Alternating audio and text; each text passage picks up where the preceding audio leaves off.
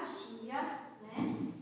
E aí a gente pode pensar assim, nossa, mas a gente nunca ouviu Jesus dizer que sejam empáticos, né? Nos evangelhos não tem a palavra empatia, né? Pelo menos nas nossas traduções. Jesus realmente nunca disse seja empático desse jeito que eu estou falando, né? Mas ele disse de outras formas e ele exemplificou também, né? O como ser empático. Então vamos lá. O que é empatia, né? É uma palavra que vem do grego e ela ficou esquecida por muitos anos, né? Ela não era uma coisa usual. E no final do século passado ela ressurgiu, né? Eu me lembro, né, como eu sou do século passado, eu me lembro assim na minha juventude, que a primeira vez que eu ouvi empatia, eu lembro direitinho disso, que eu fiquei pensando que a pessoa estava falando errado, que ela queria dizer simpático e estava falando empático, né? E então de repente ela foi, né, se tornando novamente usual. E o dicionário diz que ela é a capacidade de se identificar com a outra pessoa, de sentir o que a outra pessoa sente. Guarda bem isso, porque nós vamos falar muito, né? Se essa possibilidade existe ou não. Então a gente pode dizer que ter empatia é se colocar no lugar do outro, né? Mas a empatia, ela envolve muitos saberes, né? Mais diversos e profundos. E ela é um grande desafio. Agora nós vamos começar a ver por quê, né? Primeiro, o ser humano está num patamar narcísico, né? Hoje que a gente abre as redes sociais, a gente só vê, fulano é narcisista, fulano não sei o quê.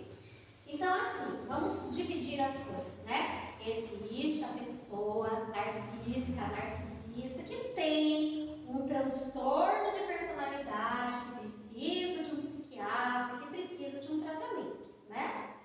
Mas assim, hoje a gente usa narcisismo assim como aquela pessoa que só vê a si mesma. Então olha só que coisa mais triste, né?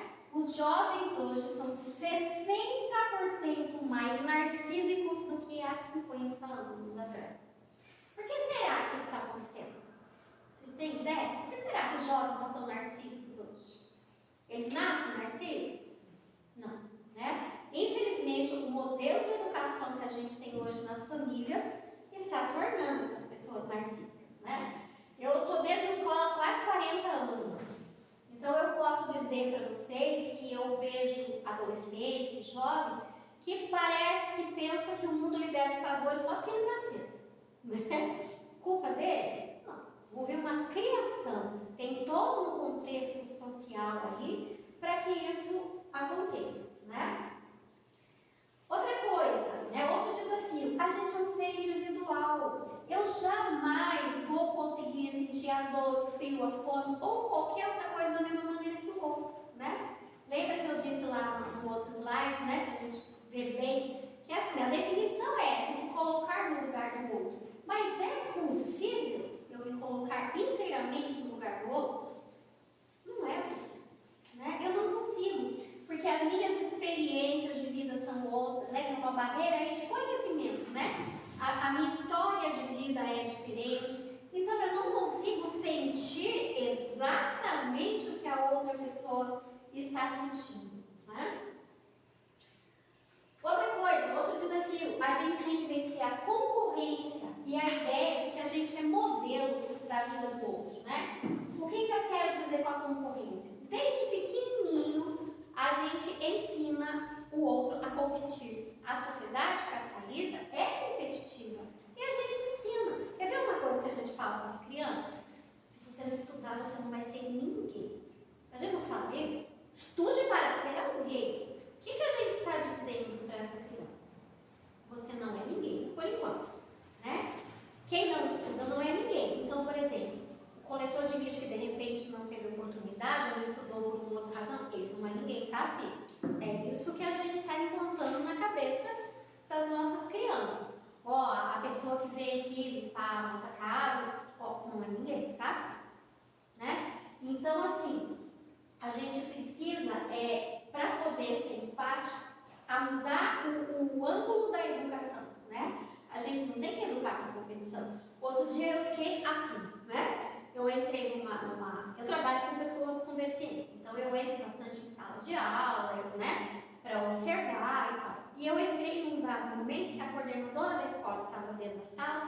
dizendo assim, você tem que ser melhor do que aquele ali, ó, dentro da sala de aula, né? Num contexto educacional. E isso, ó, ela foi explícita, né? E a gente faz às vezes isso implicitamente. Então, é legal a gente refletir. O que nós estamos falando com as nossas crianças, né? Ah, já estou velho, tenho mais filho, tem filho, mas tem neto, tem bisneto, tem sobrinho, tem... Então, vamos observar, né? Porque o que a gente tem hoje é fruto da educação, né? Ela pode mudar aí muita coisa. Outra coisa é a gente achar que é modelo para a vida do outro, né? Aquela coisa assim de... ela chega e me conta um problema.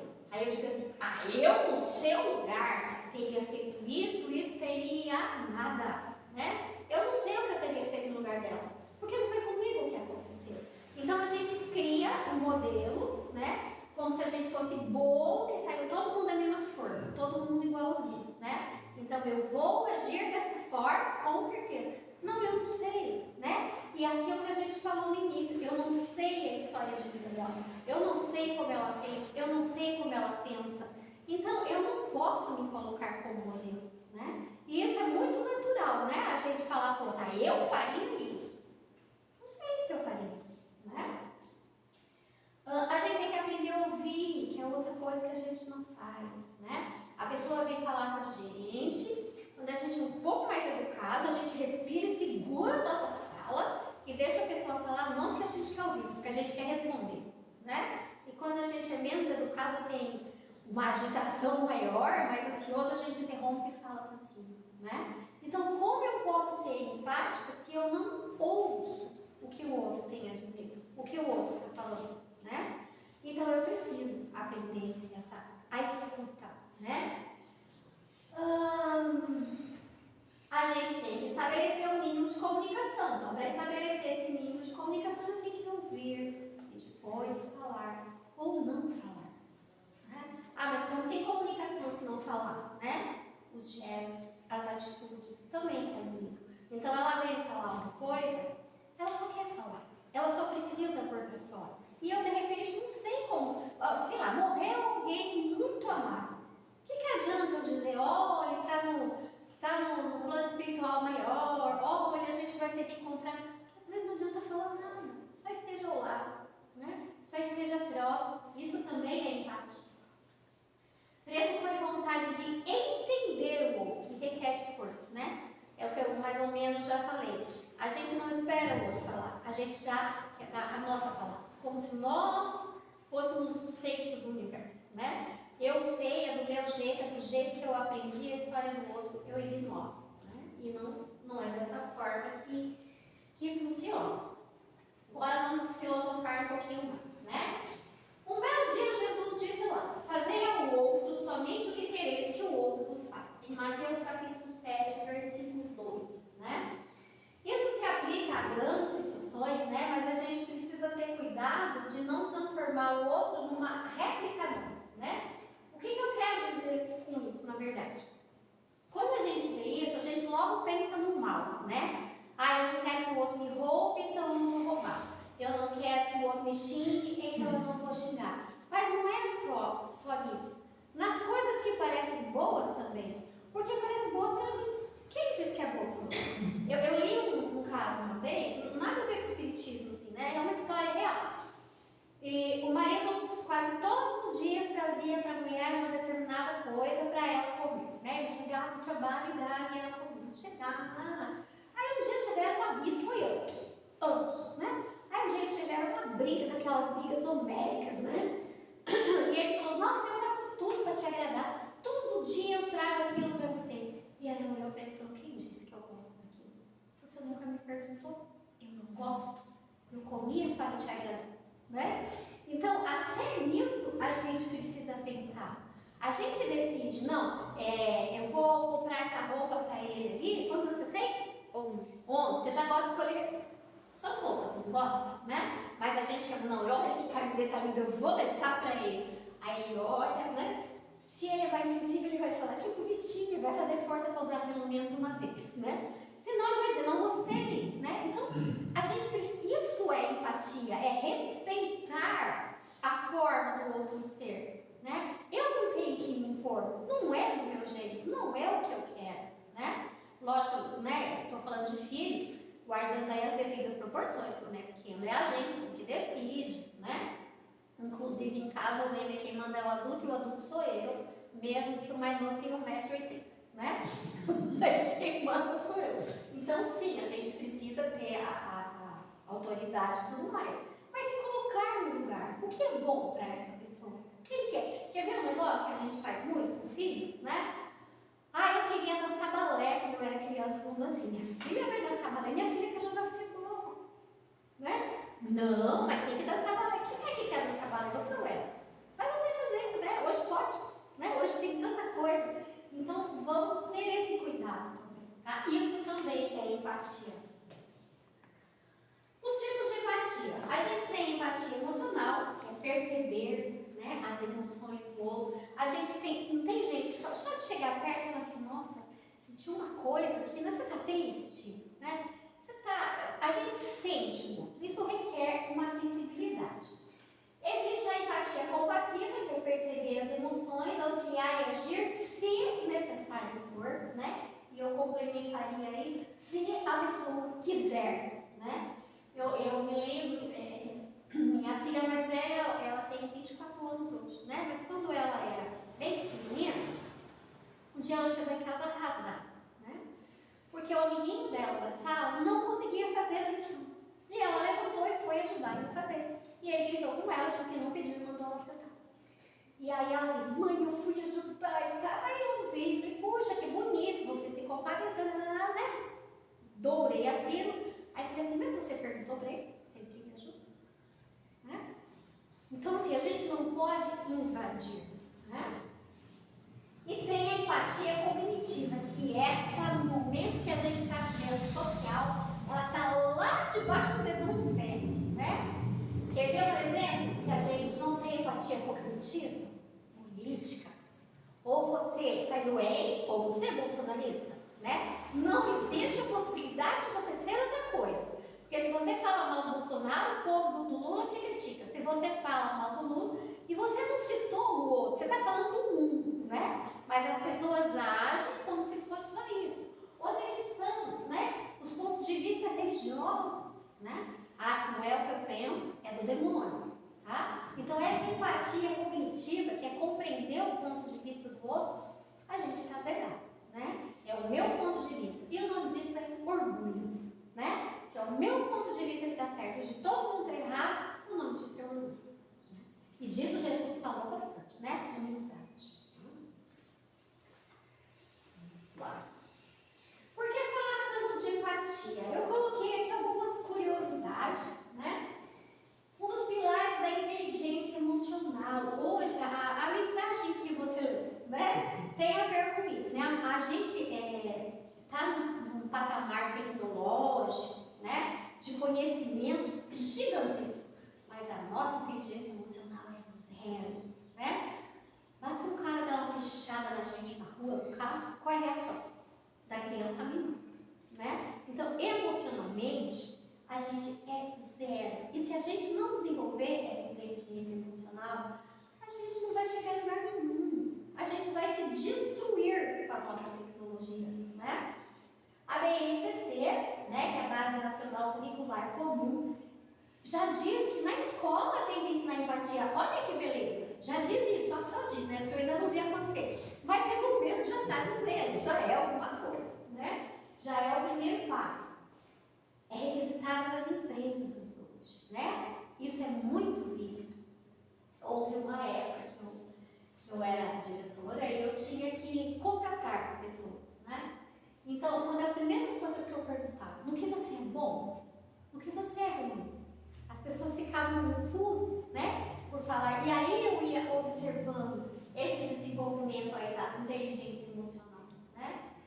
Por que é importante ter empatia? Porque é impossível viver bem socialmente sem ela. É impossível. Porque senão nós vamos sempre estar em guerra. Eu sempre vou estar certo e o outro sempre vai estar errado, né?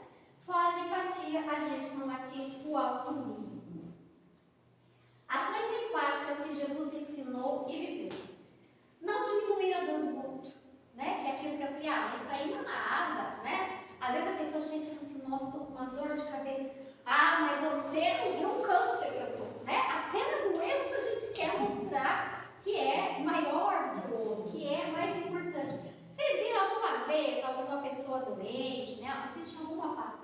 foi chegando para Jesus, falando: Jesus, ó, eu estou aqui arrastando minha perninha, dá para procurar? Alguma vez ele falou: olha lá, ó, tá na maca, lá tá na cama, nem se mexe, vou curar você nada. Nunca ele fez isso. Ele nunca diminuiu a dor de ninguém. E essa é outra cultura que a gente tem com as crianças. Quer ver o negócio que a gente faz? Criança cai. O que a gente fala para ela? Não foi nada, foi sim. Foi, ela caiu e está doendo, né? Ah, mas então vou ficar dando corda? Não, né? Caiu, puxa, que chato, caiu, dói mesmo, né? Vem aqui, deixa eu ver se machucou. Olha, vou, né? Dependendo da idade, vou soprar, vou dar um beijinho, vou passar a cunha mágica, vou passar um remédio de verdade. Agora você já está bem. Eu acolhi, a empatia requer acolhimento. A gente menospreza, desde que são pequenininhos, a gente menospreza o que o outro sente. Né? Respeitar o momento evolutivo de cada um. Jesus respeitou o momento evolutivo das pessoas todo o tempo. Em momento nenhum ele falou assim: olha para mim, olha, eu só olho para você. Né? Nunca. Né? Imagine Jesus conviver com Pedro. Né? Briguento, ignorante, estourado. Mas Jesus estava ali, ó, né? Jesus foi lapidando pacientemente, até Pedro se tornar o que se tornou, né? Jesus sempre acolheu quem errou sem julgamentos, mas ele exortava a seguir um caminho mais correto. A mulher adúltera, né? Ele chegou nela e falou assim: viu, ó, isso aí que você fez não foi legal, gente, apedreja mesmo. Foi isso que ele fez? Ele acolheu, né? Ele acolheu Zaqueu. Vocês sabem a história de Zaqueu? Zaqueu era um coletor de impostos, né? Era uma pessoa que roubava, né? Tinha muitos bens que vinham dessa coleta meio injusta. Mas ele acolheu Zaqueu e foi jantar na casa de Zaqueu. E quando ele fez isso, o que Zaqueu fez? Devolveu tudo, né? Se tornou uma outra pessoa. Então, a nossa empatia com o semelhante também pode ajudar a se tornar alguém melhor, né? Na hora da crucificação, eu acho que o maior momento de empatia de Jesus foi ali. Qual foi a frase dele? Pai, perdoai-nos, eles não sabem o que fazem. Imagina a dor física que esse homem estava sentindo, né? Mas olha a empatia, olha a compreensão do momento evolutivo, né? Eles não podem ser mais que isso, Deus, então perdoe-nos, né? Quando ele pegou Maria como nossa mãe, né? No momento que ele disse ali para João, né? Mulher, eis aí teu filho, filho, eis aí tua mãe, né? É o momento que ele disse: olha, você vai ser mãe de todos. Ele estava morrendo ali, ó, e sendo empático. Né? Aqui, outra questão, a parábola do bom samaritano. Ali, aqueles outros foram exemplos que ele viveu. Aqui, histórias que ele contou. Tem várias, né? Mas a parábola do bom samaritano é um outro momento onde ele mostra empatia, tá? Não vou me estender na parábola, acho que todo mundo conhece, né? A gente nasce empático? Não? É um corajoso? Não. Por que não? Porque a gente aprende a ser empático. Olha só aí, é por isso que eu gosto das crianças de hoje, né? Na verdade, algumas pessoas nascem, mas não a maioria, tá? Provavelmente, já de vidas passadas, né? É uma aprendizagem. Aprendeu, não nesse momento, mas numa outra vida. Então, assim, tem gente que realmente nasce com essa facilidade de olhar e falar: nossa, né? Parece que eu estou sentindo que ela sente, que eu quero ajudar de alguma forma. Mas a maioria precisa aprender. É uma habilidade que requer estudo de si e força de vontade. Alguém aqui já parou para pensar que a gente planeja tudo na vida, menos a nossa evolução?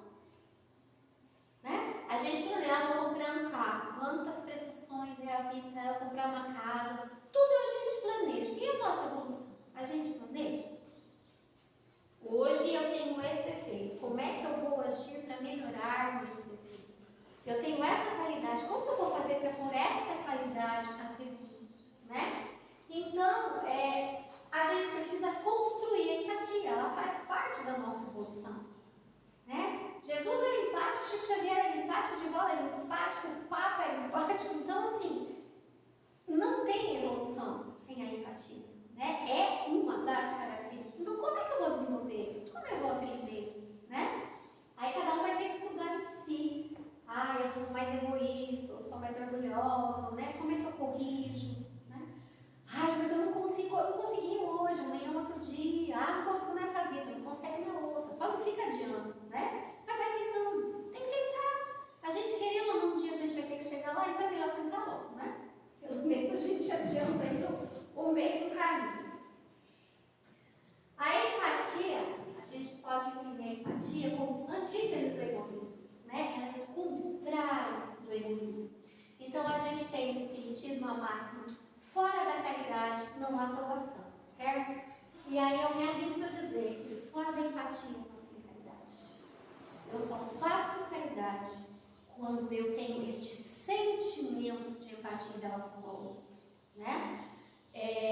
Muitas vezes a gente vê as pessoas fazendo caridade, doando coisa, mas tirando foto, botando na rede social, né? Não tem sentimento de empatia, né? Tem opa, eu quero me aparecer aqui, mostrar que eu sou bacana, né? Porque Jesus também já disse: não sai da tua esquerda o que faz a direita, né? Então vamos guardar muito bem essa frase: fora da caridade não há salvação, mas fora da empatia não tem caridade, né? Ou seja, se eu não for empático, né, eu não chego à salvação, que a gente pode trocar por evolução, tá bom? Acabei antes do horário, né?